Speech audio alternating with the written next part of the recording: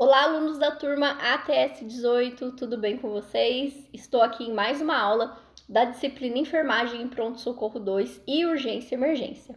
Hoje a gente vai falar um pouquinho sobre as emergências neurológicas. A gente vai falar um pouquinho sobre traumatismo crânioencefálico, acidente vascular cerebral e epilepsia, né? Que são emergências neurológicas, tá? Eu estou trazendo aqui alguns conceitos, diagnóstico, tratamento, sinais e sintomas e, claro, os cuidados de enfermagem nessas emergências. Eu espero que vocês gostem dessa aula. Qualquer dúvida, pode me mandar um e-mail que a gente vai se falando por lá, tudo bem? Então vamos lá. Emergências neurológicas. As condições neurológicas são responsáveis por cerca de 20% das internações hospitalares, gerando alto índice de mortalidade, além de trazer consigo altos custos, né? Porque o paciente ele vai ficar um longo período internado, né? Enquanto mais internado, mais riscos, né, de infecção esse paciente pode ter, por exemplo, né, de uma complicação, de um agravamento, né, e tudo mais, tá? Nas emergências neurológicas, é necessário que haja um atendimento com avaliação neurológica e realização de exames em o menor tempo possível, de modo a evitar complicações futuras no quadro desse paciente. Nessa aula eu vou reforçar bastante, né, o quanto é importante que nessas emergências neurológicas elas sejam identificadas rapidamente, diagnosticadas e tratadas rapidamente, né? Porque qualquer lesão, qualquer distúrbio neurológico pode trazer complicações futuras que muitas vezes são irreversíveis, tá bom? As emergências neurológicas mais frequentes na qual iremos estudar são traumatismo crânioencefálico, também conhecido como TCE, acidente vascular cerebral, também conhecido como AVC, e epilepsia associada às crises convulsivas, tá? Então vamos começar a falar um pouquinho sobre traumatismo crânioencefálico.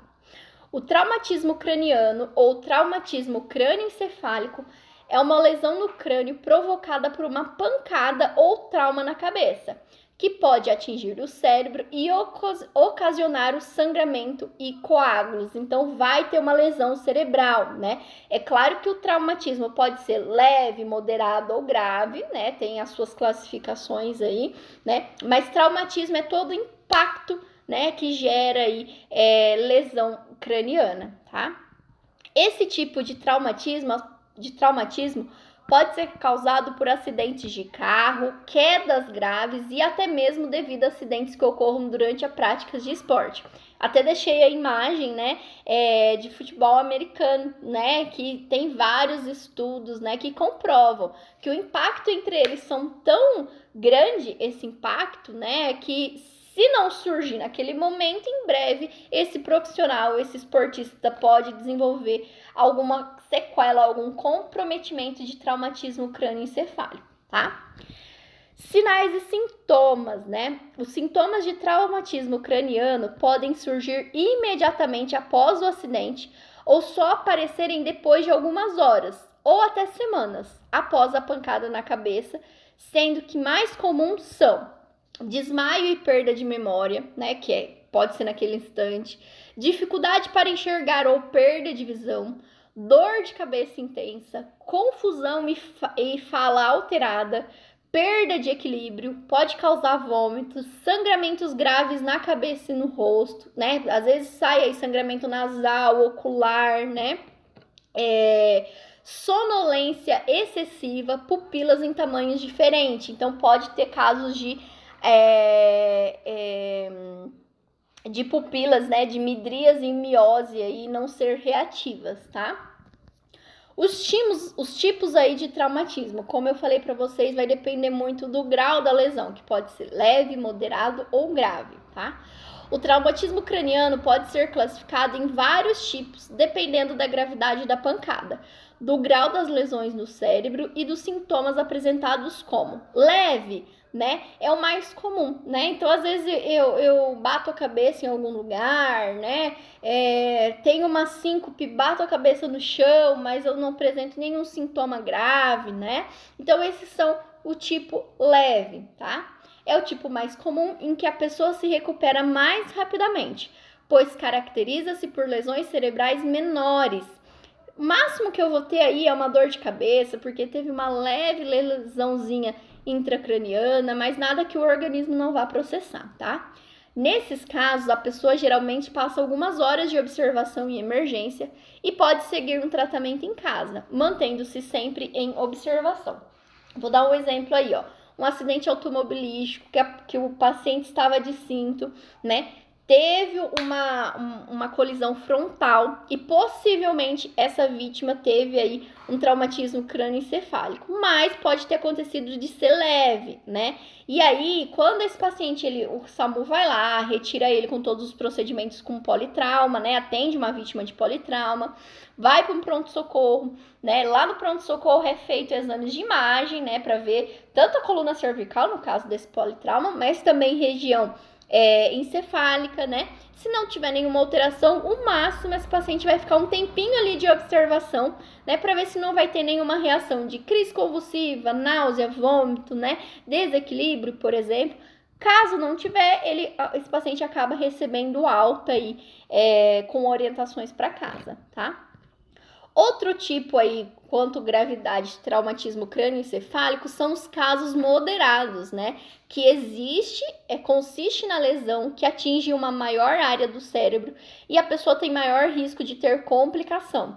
O tratamento deve ser feito em um hospital e a pessoa deve ficar internada.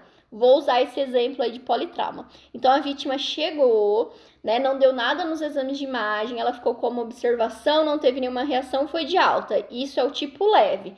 Moderado, o paciente chegou, tem lesão, né, da área cerebral ali, tá? O paciente está apresentando crise convulsiva, está apresentando perda de memória, tá? Ele precisa ficar internado nesses casos, tá? E os casos, né, de tipos graves, baseia-se em lesões cerebrais extensas, com presença de grande sangramento na cabeça, sendo que nessas situações a pessoa deve ficar internada em uma UTI, né? Por que ela fica internada em UTI? Porque tem sangramento intenso intracraniano. Muitas vezes esse paciente ele vai passar ou já passou por um processo cirúrgico, né, neurológico. Então, o médico, o neuro, ele vai abrir para tirar todo aquele sangue, tá? E muitas vezes o paciente vai estar sedado, entubado e internado em UTI, tá bom? O tratamento. Nos casos mais leves, o médico poderá recomendar o uso de medicamento para a dor, realização de suturas ou curativos no caso de lesão cortante e um período de vigilância e observar se a pessoa está apresentando sinais e sintomas de gravidade, sendo possível ter alta hospitalar nas primeiras 12 horas, mantendo os remédios por via oral e observação, que a gente comentou. Nos casos leves, fica um tempo de observação, se não tiver nenhuma reação, vai de alta. No entanto, nos casos de traumatismo craniano moderado a grave, em que existem hemorragias, fraturas ou lesões cerebrais graves, poderá ser indicada cirurgia para aliviar a pressão na cabeça e reduzir o sangramento, e por isso pode ser necessária a internação em UTI. E a pessoa poderá ter que ficar muitos dias até que se recupere, né? Alguns dias aí, né? Então, se tem sangramento, se tem alguma lesão na área cerebral, o médico neurologista ele vai abrir para drenar todo aquele sangue. Por quê? Quanto mais sangue, né, hemorragia intracerebral, maior vai pressionando a massa cerebral, tá? Então, ele precisa aliviar essa pressão aí intracerebral, tá?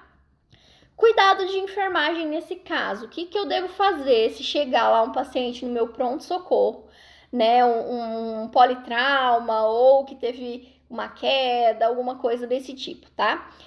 Eu, quanto profissional de saúde, a gente já falou sobre escala de coma de Glasgow, né? Eu, quanto profissional, eu preciso, né, avaliar o nível de consciência do meu paciente utilizando a escala de coma de Glasgow.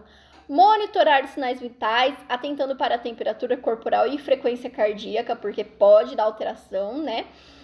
Se descartado lesão de medula, realizar movimentação ativa no leito e deambulação com auxílio, justamente para aliviar, avaliar, na verdade, né?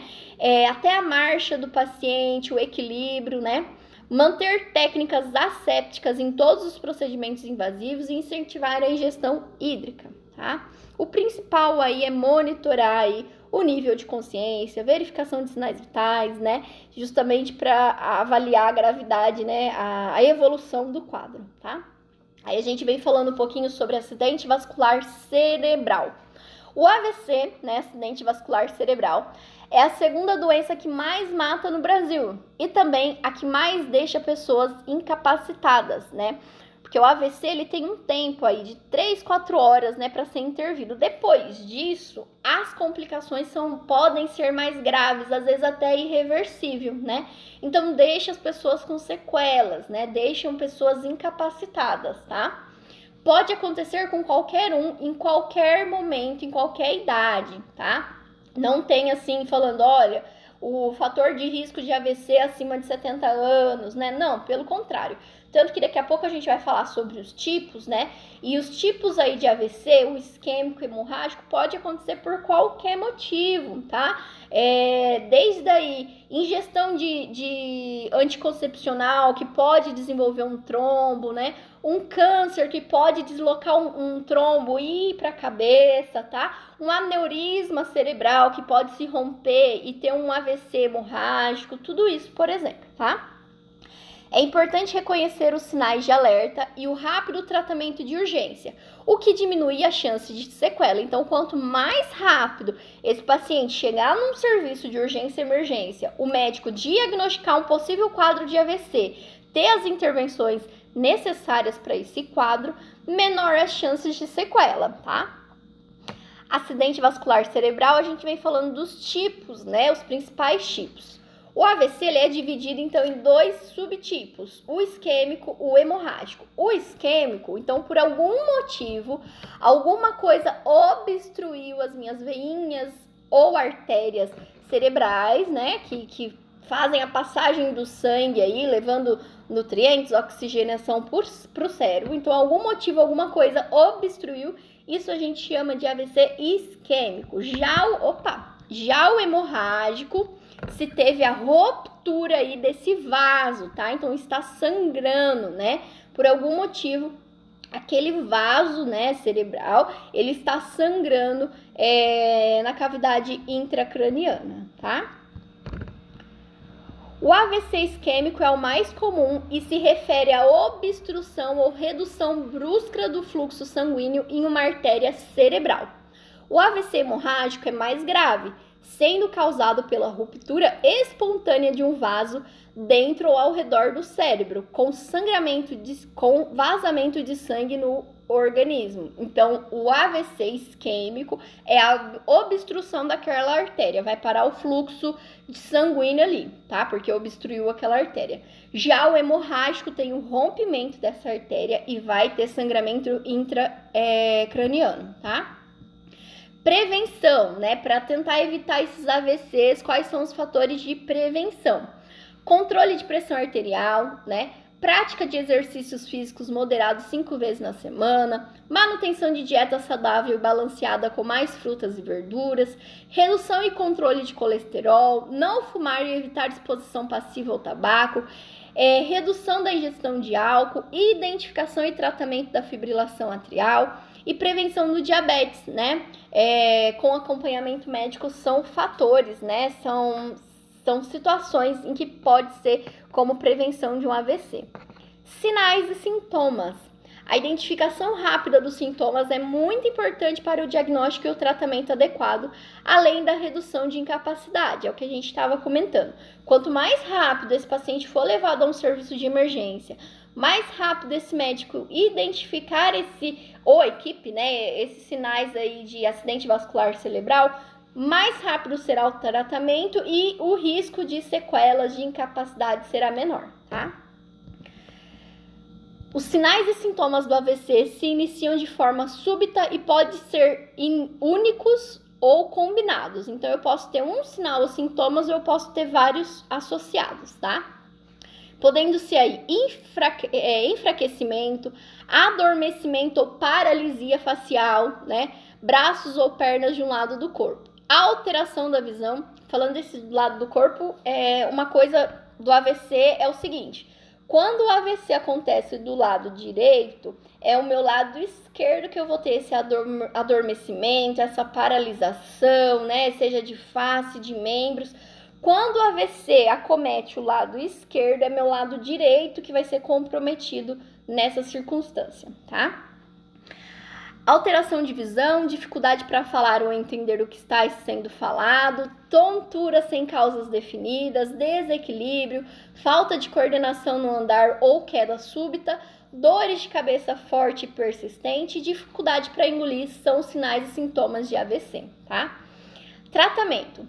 O tratamento não cessa quando o paciente estiver totalmente recuperado do acidente vascular cerebral. Ou seja, não quer dizer que já foi identificado, já tomou um trombolítico, aí que seja, né? Vai ser tratado, tá? Não quer dizer isso que eu já eliminei o AVC. Não, pelo contrário.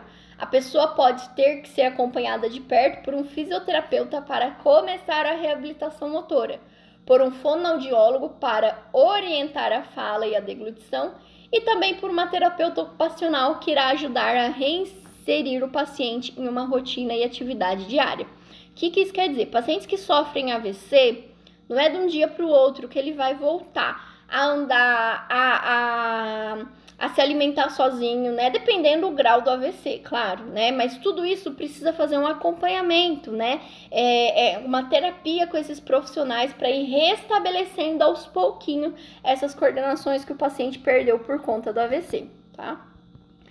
Questão de sequelas. As sequelas mais comuns são as motoras, como dificuldade para andar, dificuldade para manter o equilíbrio, dificuldade para realizar atividades utilizando os membros superiores, como pegar objetos e realizar atividades mais meticulosas com as mãos, prejuízos definitivos na fala, capacidades cognitivas do indivíduo comprometidas, como raciocínio, memória e atenção. Então, o paciente ele pode ficar desde um AVC, né, que não foi... Pode, né, não ter sido tratado em tempo adequado, ou a lesão foi tão intensa que ele fica acamado, o famoso AVC vegetativo, né? Também como aqueles pacientes que eles têm algumas sequelas motoras de fala e podem ir sendo restabelecida com alguns exercícios terapêuticos, tá? Eles podem ser reversivos ou, em muitos casos, irreversíveis essas sequelas, tá bom? Cuidados de enfermagem aí, então, em acidentes vascular cerebral. Cuidados com a pele. Esse paciente ele vai estar acamado. Então, quais são os cuidados com a pele que eu tenho que fazer para evitar lesão por pressão, por exemplo, tá? Mudança de decúbito, massagem de conforto, né? Higiene oral e corporal. O paciente, ele não vai estar com forças musculares, ele pode estar com comprometimento, né, motor, né, então eu tenho que auxiliar, né, realizar a higiene oral e corporal, monitoramento das funções vitais, cuidado com a prevenção de aspiração, então eu tenho que observar, às vezes, né, o paciente ele precisa... Às vezes não. No caso de AVC, ele precisa estar com o decúbito elevado de 30 a 45 graus para não broncoaspirar, né, a própria secreção, tá? Cuidados para prevenção de aspiração, que é o que eu falei, né? Aplicar escala de coma de Glasgow, se for o caso, tá? Epilepsia. Agora a gente vem falando um pouquinho sobre questões de epilepsia, que é uma doença neurológica do sistema nervoso central, em que a atividade do cérebro, os impulsos elétricos dos neurônios e os sinais químicos cerebrais se tornam anormais, deixando sua atividade desordenada, causando sintomas como convulsões, movimentos descontrolados do corpo ou alterando o comportamento e as sensações, podendo levar até a perda da consciência. Então, por algum motivo, essa atividade cerebral, esses impulsos elétricos dos neurônios, né, eles estão com algum problema, né, algum déficit, alguma coisa desse tipo. E o paciente entra aí numa crise de epilepsia, tá? Sinais e sintomas. Olhar fixo e vago, como se estivesse desligado do mundo, confusão mental, sensação de formigamento nos braços e pernas, alteração na sensação de cheiros e sabores, movimentos bruscos incontroláveis nos braços e pernas, tremores, rigidez no corpo, contrações do músculo que pode causar mordida da língua, por isso que se fala, não coloca o dedinho na boca do paciente enquanto ele está tendo uma crise epilética, porque ele não tem controle, então ele vai morder seu dedo e pode até perder o dedo, tá? Incontinência urinária e perda da consciência. Então, existem vários sinais e sintomas relacionados à epilepsia, tá? E os tipos aí, eu deixei aí os tipos principais da epilepsia, que ela também é subdividida em alguns tipos, tá? A epilepsia pode ser classificada em alguns tipos de acordo com a área do cérebro que tem os impulsos elétricos alterados e desencadeia a convulsão, sendo os principais. Então, dependendo aí da área, ela é classificada como epilepsia focal, e é no único lugarzinho ali, né, que esses impulsos elétricos estão alterados, lá no intracraniano, então a gente chama aí de epilepsia focal, tá?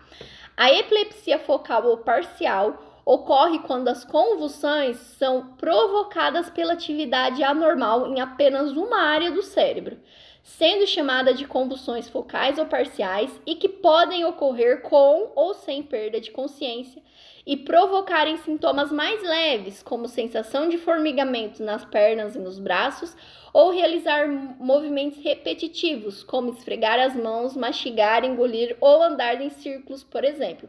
É uma forma mais leve, né? Porque é uma epilepsia, né? Parcial, é um foco, né? É uma única parte ali do cérebro. Já a epilepsia generalizada é provocada a convulsão, aí, essa alteração elétrica, né, dos neurônios em toda a parte cerebral, tá? A epilepsia generalizada provoca convulsões que ocorrem quando todas as áreas do cérebro apresentam atividade elétrica anormal, podendo causar crise de ausência, sendo muito comum na epilepsia infantil. Essa crise de ausência é o que eu falei lá nos sinais e sintomas, né? A criança, o adulto fica olhando pro nada, sem reação nenhuma. Então, isso é considerado como uma crise de ausência, tá?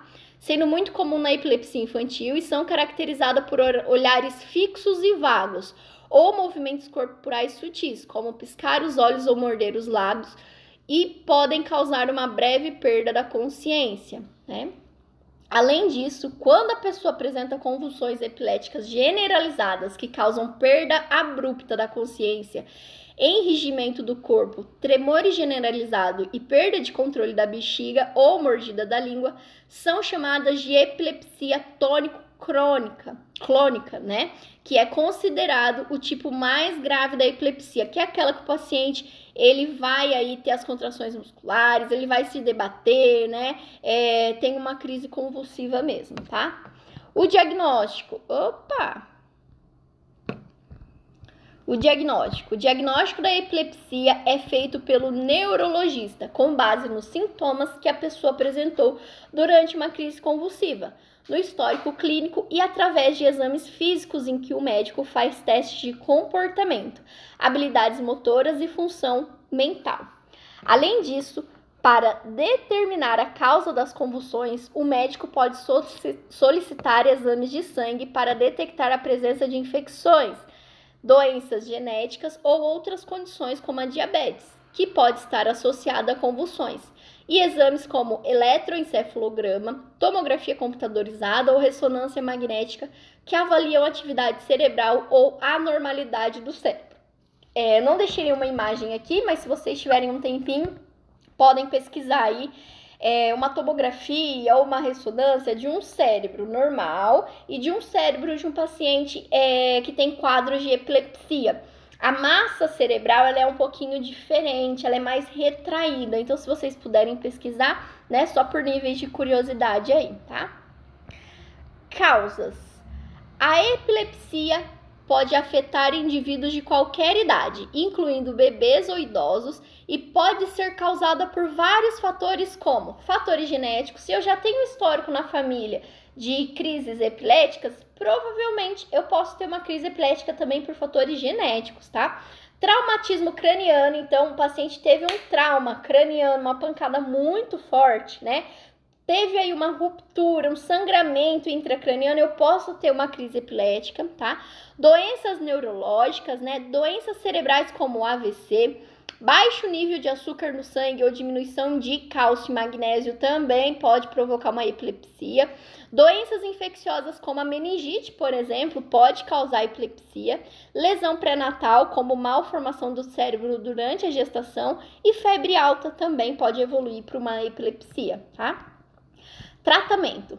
O tratamento da epilepsia deve ser indicado pelo neurologista e incluir o uso de apenas um ou uma combinação de remédios anticonvulsivantes para ajudar a controlar a atividade cerebral, diminuindo a frequência e a intensidade nas convulsões ou evitar novas crises convulsivas. Então, esse tratamento é o médico que vai avaliar se vai associar um anticonvulsivante ou dois, né? Como que vai ser esse tratamento. E ele serve para dois focos. Primeiro, ou para tratar, né? Para o paciente não ter crise convulsiva, então ele está tomando remédio para não ter crise. Ou em alguns casos, né, que o tratamento ele não elimina a chance de ter, mas ele minimiza, né, os sinais e sintomas de uma crise convulsiva, né? Que tem pacientes que mesmo com o uso de medicação ainda tem as crises convulsivas. Então essas medicações são mais para minimizar aí esses sinais e sintomas e a frequência dessas convulsões, por exemplo, tá? Então, cuidados de enfermagem. Lá na minha urgência e emergência, apareceu uma pessoa que está convulsionando. O que eu preciso fazer, né? Tentar evitar que a vítima caia desamparadamente, né? Se a gente está percebendo que esse paciente está entrando num quadro de epilepsia, acomoda ele ou pelo menos deite-o no chão sem que ele caia, porque senão ele vai fazer o quê? Um traumatismo crânioencefálico, tá? Cuidado para que a cabeça não sofra traumatismo. Remover qualquer objeto com que a vítima possa se machucar e afastar de locais e ambientes potencialmente perigosos, né? Então, por exemplo, se por acaso ele caia, infelizmente ele caiu, tá tendo a crise epilética convulsiva ali, não consegui identificar isso antes, ele caiu. Eu preciso afastar cadeira, maca, na qual o paciente, ao ter esses movimentos involuntários, possa se machucar, tá? Não intervir nos movimentos convulsivos, mas assegurá-los que a vítima não está se machucando. Nada de ficar segurando a cabeça do paciente, ficar segurando o corpo do paciente. Não, deixa ele ter a crise. O que é os nossos cuidados durante uma crise, né, de epilepsia aí? Garantir que ele não vai se machucar, né, com fatores ali ao redor, tá? Afrouxar as roupas da vítima no pescoço e cintura, né? Principalmente pescoço, porque pode causar sufocamento. Virar o rosto da vítima para o lado, evitando assim a asfixia por vômito e secreção. Quando o paciente está tendo uma crise convulsiva, ele começa a ter liberação de muita secreção. E se ele está tendo essa crise, ele não vai ter o processo de deglutição, né? Então a gente tem que lateralizar o pescocinho da vítima justamente para não ter o processo de engasgamento e de broncoaspiração, tá? Não colocar nenhum objeto rígido entre os dentes da vítima, muito menos o dedo, né? Para abrir aí, baixa a língua do paciente. Não, deixa ele ter a crise, né? Quando passar a convulsão, manter a vítima deitada até que ela tenha plena consciência e autocontrole. Então, deixa a vítima deitada um pouquinho, logo ela vai retomar a consciência, a gente senta a vítima, deixa ela mais um pouquinho, né? E depois a gente vai acompanhar essa vítima se for o caso, tá? Eu só deixei aqui uma imagem, né? Então, eu identifiquei essa crise convulsiva, eu vou lateralizar o meu paciente, né? Se possível, vou tracionar minha mandíbula, né? Tracionar, fletir o meu pescoço para ajudar ali na respiração, mas deixa o paciente ter a crise, tá bom? Pessoal, espero que vocês tenham gostado dessa aula. Qualquer dúvida, pode me mandar um e-mail que a gente vai se falando por lá, ok? Beijinho para vocês e até a próxima!